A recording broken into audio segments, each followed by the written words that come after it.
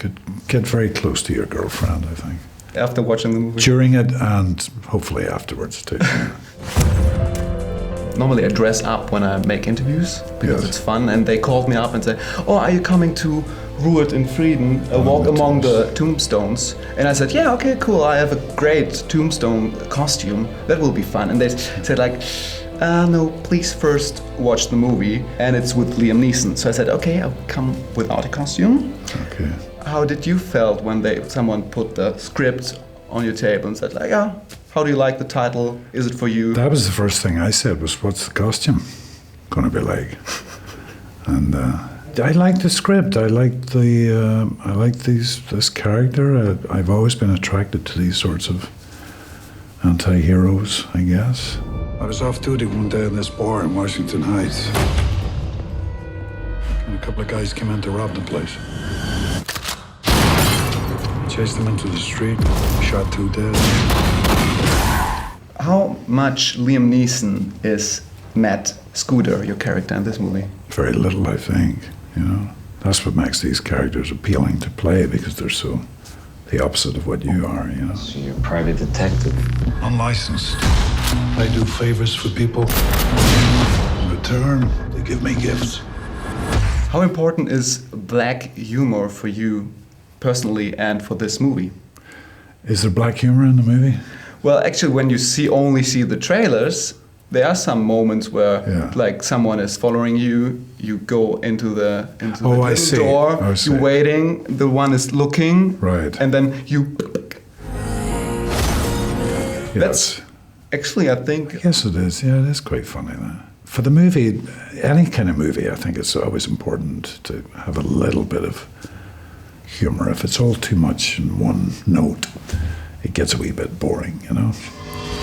Why aren't you afraid?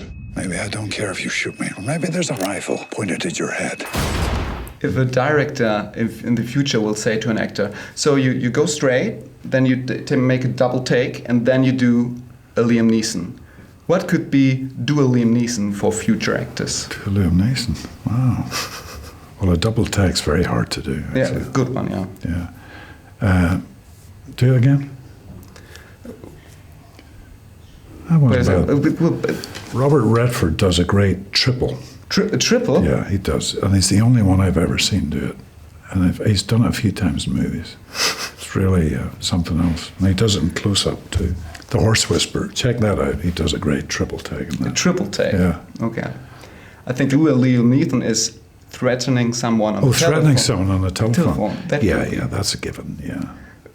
Normally, they told me if you do a scene for acting, never do a scene on the telephone because it's boring or something. So how do you prepare for a telephone scene? Well, it helps to have the other actor you're talking to in the room or in another room who's actually on the end of the line.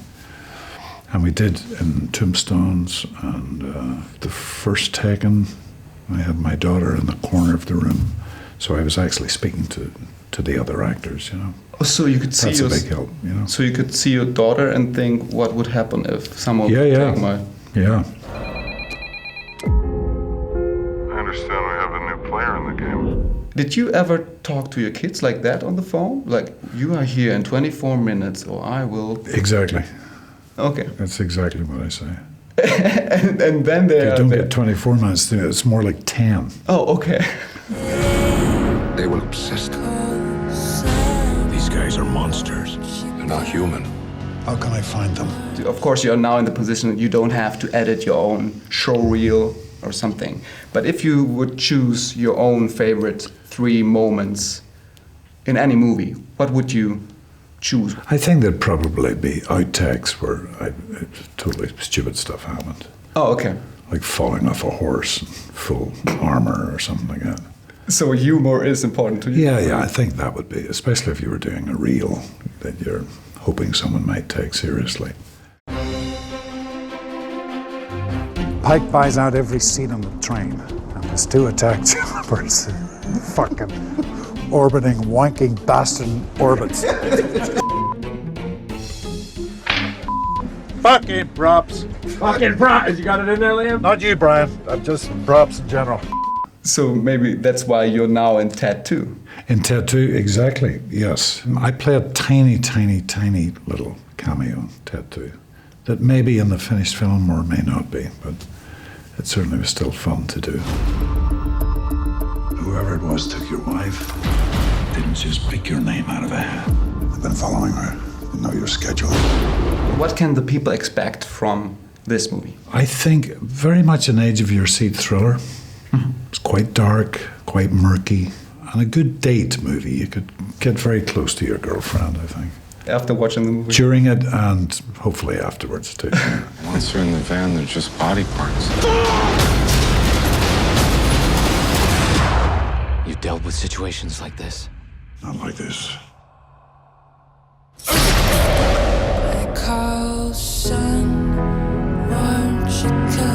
Great, thank you very much. Thanks, man. Thank you. Won't